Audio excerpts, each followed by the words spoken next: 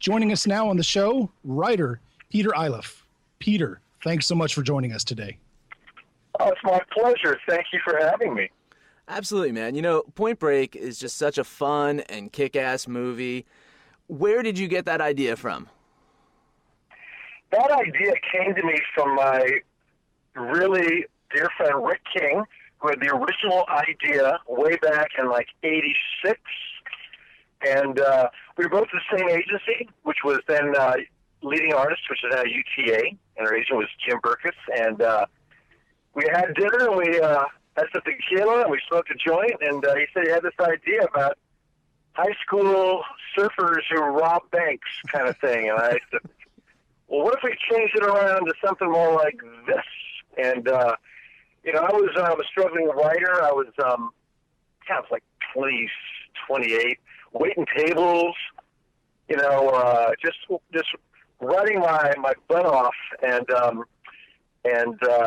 this script, they paid me a whopping $6,000 because Rick took it to Tapestry, the two producers, Robert Levy and Peter Abrams. And they paid me the whopping $6K to write a few drafts. And then it sold to Ridley freaking Scott at Columbia.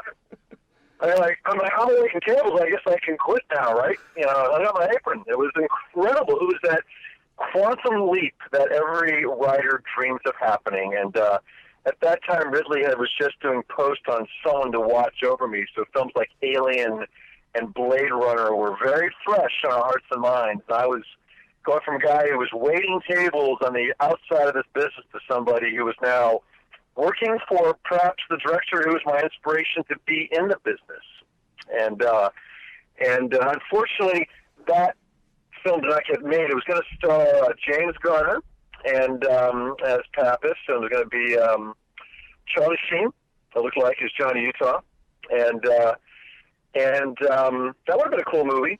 But then all of a sudden, David Putnam left Columbia, Don Steele came in, and overnight, Ridley went over to Paramount to direct Michael Douglas in Black Rain. And for him, that was a big deal because he had not done a film with a big movie star as of yet, if you think about his movies.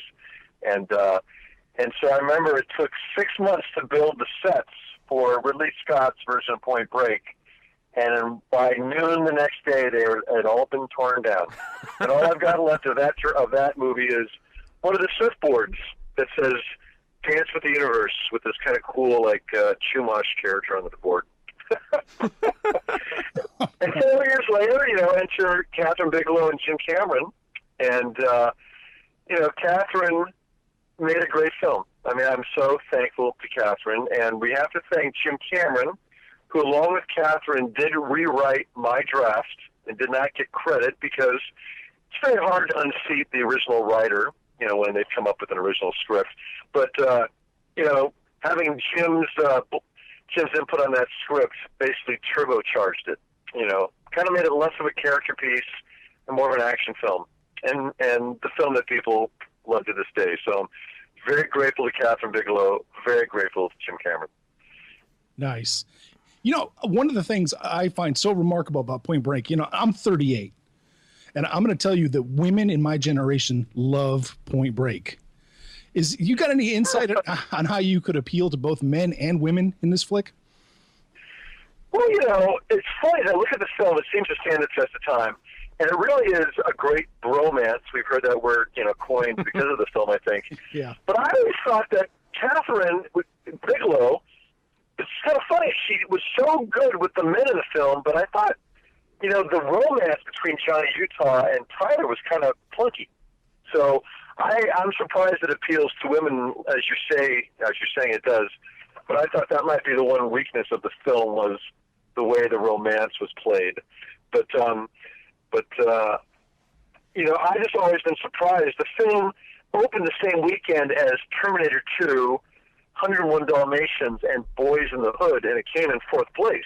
So it wasn't like it was this big hit. And, the Hollywood community had long read my screenplay, which was a script that had really gotten around, and it was much more of a character-based script. So when Hollywood saw the movie, it's more of an action film now. Pooh that. And but as the years went by, it was very interesting. People would tell me how much they loved the film, and I thought they were just being polite, as people will do. And then I started to realize they ain't being polite. They freaking mean this. There's something happening. There's something out there happening with this film. And, here we are with this play, the lampooning, the Point Break Live, which has been now in its 8th year. It's in 4 major cities in the U.S. right now. And it just keeps going strong. So, I mean, obviously it kind of hit this iconic place, which I'm just bemused and grateful for. It's been a nice thing for my life. Yeah, it's great that it does stand the test of time. It's one of those movies that you can kind of put on, and it's just so enjoyable. If it's on TV, you get sucked into it. It's just so cool. Now, yeah, it's funny. It's like because filmically, it doesn't have many visual references that give it away as a 1991 film. It seems to play in a universe where things don't age. Anyway. I interrupted you. Pardon me. No, it's cool. I was just asking, were there any scenes that you felt translated the best from the page to the screen, like from what you had written down to what you saw? Was there anything you saw? Hell yeah, that nailed it completely. What I was going for. Oh well, I mean, yeah, there's quite a few. I mean, Catherine is she's just an amazing filmmaker. I mean, if you look at the way she did the actual bank robberies, it's all switch pans. It's a very complex thing to do. If you look at it.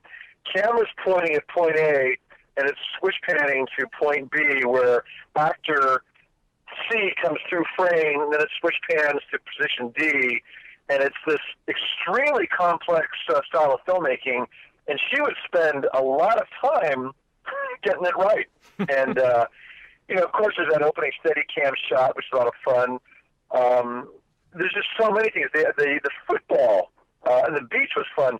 I mean, she'll be pissed at me for saying this, but there was a very funny moment with, Catherine, I suppose, is not a big NFL fan, like yours truly here. So I don't know if she necessarily understood, maybe how to do the football scene, and we kind of caught Jim and Catherine on the beach that night, Jim kind of making drawings in the sand. And that's all I know. Catherine shot a hell of a scene, so whatever her husband at the time was kibitzing her to do, she frickin' nailed. And I thought that scene on the beach was great. I could go on and on. There's scenes in the film that I miss. There's a scene that was shot and written. It was one of my favorite scenes. It is the scene when, before they go skydiving, and it's after the moment when Johnny Utah lets Swayze go after the big chase, and he shoots his gun up in the air. You know that scene? Oh, yeah. Well, there's a scene where Swayze comes to pick Johnny up to go skydiving, and there's a scene in the truck as they drive over the hills to the airport where they talk about, if I was to rob a bank, this is how I'd do it. And Utah has to respond. It's like one of those moments where, does he know that I know? Well, I know he knows that I know, but we can't really just say it. It's like this really weird scene, and it's just so tense and wonderful. And then in that scene, Swayze explains, if I were to rob a bank, I'd use this gun, the Desert Eagle, the biggest stopping power there is, and he hands it to Utah. What do you think of this? And it's this great scene, and I've actually never seen a cut of it. I thought it would be in the more recent DVD with the extras, but it was not. You can see parts of it in some of the trailers for the film. It's the scene where Swayze is shooting that gun out of a truck as they're driving and talking. So, some things you lose, some things you get, but I have no complaints about Point Break other than I will say it is a little bizarre, Johnny Utah jumping out of a plane without a parachute. Over the years, I've done a little parachuting, and, that's not an easy task, especially if you're a second-time jumper. I mean, you have to really learn to, maneuver when you're skydiving. It's an art. And Jim had told me a story, and I appreciated him relating this to me. He said he was flying over Spain, going from one premiere of T2 or whatever, or probably the Abyss. And he's flying over Spain. He had the idea that if if Johnny Utah did jump out of a plane without a chute and he grabbed Swayze on the way down, he couldn't hold the gun and actually hold on to it at the same time. And that was Cameron's epiphany, and he thought, I want to try to make that scene work. And, that moment of disbelief of reality kind of bummed me out a little bit, but other than that, I love the film. And I did love the moment where they both land on the ground after the parachuting sequence. Like that kind of male bonding you do when you just had a colossal, crash. You just, you're one radical dude. Anyway. And did you know the final scene of the movie was a reshoot? No. The final scene is about the greatest stories of all, I suppose. If you notice the Bells Beach scene where Utah catches up with Swayze, that Johnny Utah's hair is now long, and Patrick Swayze's hair is now short. And why is that? Well, because Larry Gordon of Largo saw the original scene where there was not a fight, and said, no, we need a fight. Reshoot it. So Keanu had gone off to shoot Bill and Ted's Excellent Adventure 2, and Swayze was in Roland Joffe's film City of Joy. And, Swayze cut his hair, and Keanu let his hair grow out. So they come back to do this shoot, and it's really cool. It was the class way to show time had passed. And indeed, in the film, it had taken Utah months to find Swayze. And, of course, they reshot the scene. I thought the fight, although I never wrote it that way, it was really cool. It freaking worked, And that was a great scene. And every time I hear that music beat of that Rat song, Nobody Rides for Free, just after Utah throws that badge, I freaking get chills, even to this day. So, Anyway, what else do you want to ask me? I can talk all day about this stuff. So that ending I want to talk about. Did you write it, the ending with Bodie riding off into that major wave? Yes, that was one of the original ideas of the film. What Absolutely. happened? What do you think happened to him? Do you think he lived? Oh, well, I mean, at that point, he drowned. That was the idea. Back then, if you remember, big wave surfing in 1990 when they shot that was not really a sport yet. That big wave surfing tow-in surfing was invented like in 93 by Laird Hamilton. So it was difficult to get the kind of shots you really wanted. I didn't think that was the greatest shot. They actually had to pay some guy about $50,000 to take that dump. But our thoughts were that Bodie did drown. Of course, years later, I was hired by the studio to write and direct a sequel to Point Break that would have starred Swayze. It got derailed and Swayze passed away. But in that version, Swayze would have survived. He was going to have survived by his knowledge of the sea caves below the surface, and he would have made a dive down and survived on an air pocket in a sea cave that he knew existed. Huh. And he would have just waited it out. And that was, there you go, as a writer doing the sequel, 15 years later, that was the best I could come up with.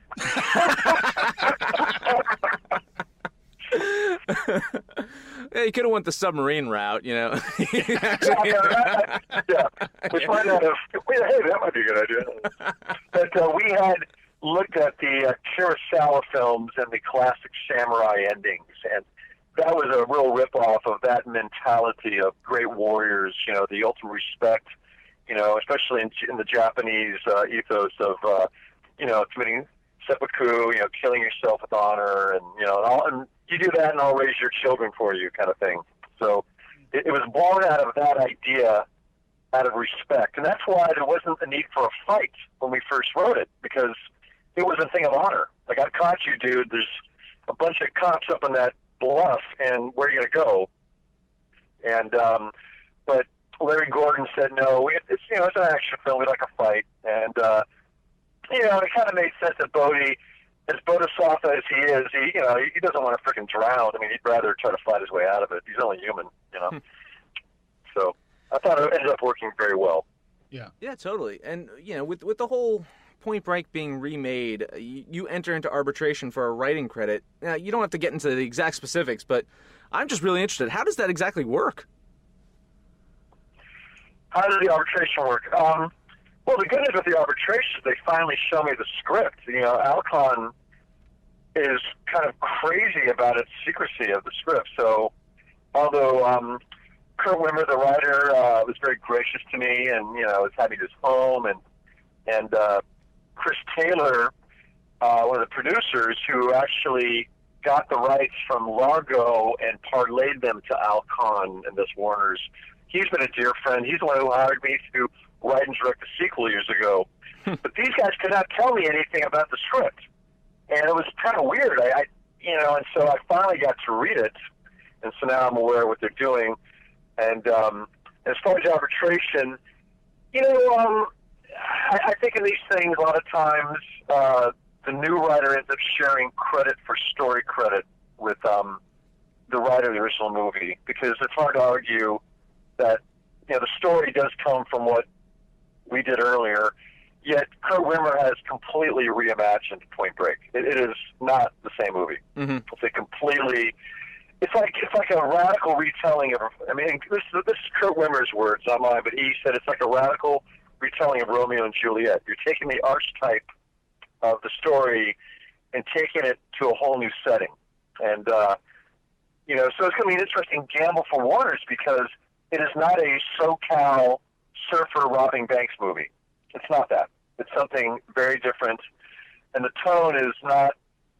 I wouldn't say there's any jokes in the film. It's a very bleak world that the new Johnny Utah is entering, and where he comes from. I don't want to give this away, but the opening scene is one of the bleakest scenes I've ever seen in a film or a screenplay. Wow! And it's a Johnny Utah. It explains in the new Johnny Utah his background, and it's a choice that I certainly would not have made for this character, but it'll be really interesting to see how audiences react. And I will say the trailer is, what a balls-out trailer. Good for them. It just looks great. I think Luke Brachy is a fabulous choice for Johnny Utah. He's got the great voice, the look. And they're saying Edgar Martinez just freaking stole that movie. And it's got a lot of other great actors we love. And Kurt Wimmer is a very, very good writer. I will tell you, I actually wrote him a note. I think Kurt has some of the most beautiful screenplay prose. When I talk prose, I mean, when you write narrative in a screenplay, Kurt is one of the very best at his narrative prose. He really sets a mood. He's a very talented man. Nice. Well, I'm going to switch gears for this last question here just a little bit. I wanted to get your thoughts on this. Adapting a novel to the screen's got to be one of the most challenging tasks ever, because you're setting yourself up for abuse. So I wanted to ask about Patriot. Yeah, but it's also, if you have a great book, like, well, that just solves half my issues. I know what the story is. So I've never looked at it that way. I've always one felt it's a real honor, and two, it's great to have a source material to wrestle around and kind of remold. Nice. So Patriot Games was fun to wrestle with? Well, yeah, Patriot Games was really it was a lot of fun. It was a year of my life, and it was my first time to get into the head of a internationally famous top author, Tom Clancy. I mean, Tom and I became friends. We're very different people. I'm a democratic California boy, like to smoke weed back in the day, although I am 10 years sober now.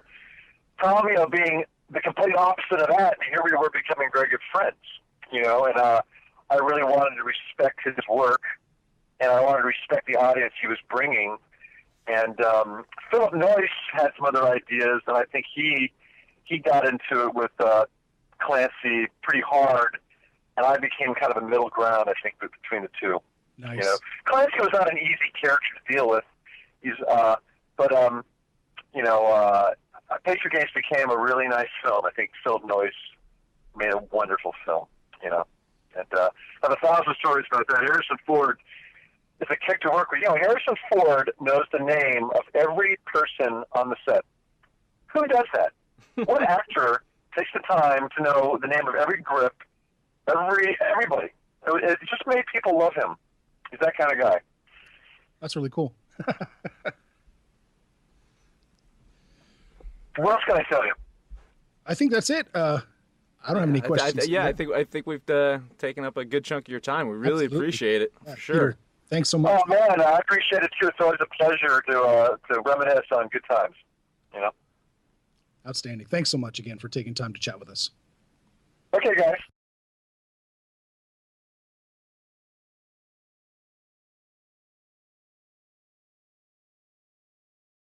All right, Dan, what'd you think of Peter? A fun guy. Really fun. You know? What can I say? Like, I could totally tell that he wrote this movie by talking to him. It fits. It fits. It totally fits. Yeah. And I loved the little anecdote about Jim Cameron teaching football plays to Catherine Bigelow for that beach football scene. That was so cool. So Because awesome. They're running plays. If you watch that football scene, They are. This isn't just throw the ball around. That's amazing. Yeah. And the fact is that Jim and Catherine rewrote the script really to make it more action packed. You can tell there's definitely glimpses of Jim Cameron in this movie. And when you're talking about like some of the scenes, like the chase scene. Yes. I could honestly see Catherine, like, talking to Jim about how she wants to do it, and Jim making a recommendation. Like, I can see that dynamic. But I also see it the other way around of Jim, like, going home and like, I'm trying to figure out, how to, do this one scene. And it's like, oh, well, why don't you just put a, camera on the end of Arnold's shotgun, and, like in Terminator 2 or something like that. I could see that's how the dynamic working of, them bouncing these ideas off of each other. But very cool, very cool. I can't say that I'm a huge Jim Cameron fan, but I like Jim Cameron a lot. I think he's great, but I can't say I'm a huge fan because I dislike Titanic. So? Can't stand Titanic, and I've never seen Avatar. You've never seen Avatar? I've never seen Avatar. Well, you already kind of know the story, just inherently. Yeah, I mean, you just it's Pocahontas. Yeah. With, I don't know, some kind of machines. No, I never saw, and I probably should see it, but my whole thing was with Avatar is I missed it on the big screen, and I kind of felt like, what's the point? Oh, I'm with you on that. If you can't see it in the big screen and in 3D. I was kind of like, I missed out. Like, I kind of feel like watching it on the small screen to me, it would be doing a disservice to watching the movie. So I've never seen it. Yeah. That's just me. I'm weird like that. Hey. I might never see Interstellar either because of the same reasons. I still have not yet seen that either. Have you? I might not because of those same reasons. Yeah. I talked to too many people on the site. I want to see it. I still want to see both of them. I still want to see Avatar. I still want to see Interstellar. I just, I'm kicking myself now, When we make it really big to own our own movie theater, then I'll see it. You know what we're not going to be able to screen when we own our own movie theater? What's that? Point Break. Why is that? We can't watch Point Break? I was doing a little research, and I'm going to put this in the comments, a link to this article. I think everybody should see it. It's really interesting. There's a story about a British lady, and all she wants to do is air Point Break on the big screen at her local theater. And it dovetails perfectly with our conversation with Holland and your article about Fright Night. Right. Who the hell owns the rights to these movies? She can't. She has to track it down. It's so crazy. If somebody had mooned her, she would have solved it. The rights to this movie is on somebody's ass, and we must find that ass. Yes. Call Keanu. Call Johnny Utah. Don't call Clarice. She's got nothing to do with asses. And that closes out another episode of the Movies and Stuff podcast. And the music you hear right now is from a great band called From Below. You can check them out at musicfrombelow.com.